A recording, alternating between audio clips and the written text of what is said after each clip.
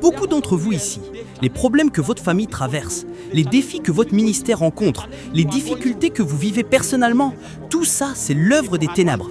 Si vous aviez ne serait-ce qu'une petite étincelle de lumière pour briller dans ce noir, ce problème se serait déjà écroulé. Ce qu'il y a de plus puissant dans la présence de Dieu, c'est qu'elle te remplit de lumière, une lumière qui correspond exactement à ta destinée.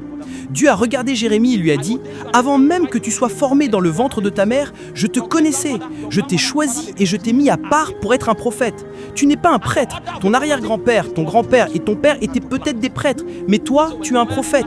Et ton genre de prophétie, c'est pour déraciner et pour planter. Donc quand Jérémie entre dans une ville, il sait qu'il est un bâtisseur de société. S'il voit quelque chose qui n'est pas la volonté de Dieu, il peut dire d'ici l'année prochaine, à la même date, que cette chose disparaisse de la surface de la terre. Pourquoi ? Parce qu'il a trouvé sa destinée. Ce genre de précision, tu ne peux pas l'acheter au marché.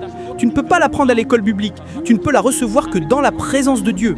La plus grande crise de la destinée, c'est d'être au mauvais endroit, au mauvais moment. Des gens qui devaient aller à Ninive se retrouvent sur un bateau qui va dans une autre direction.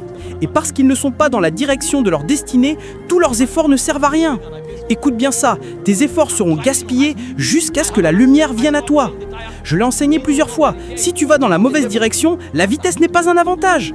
Imagine que je dois aller à Benoué, mais je prends la route de Gombe.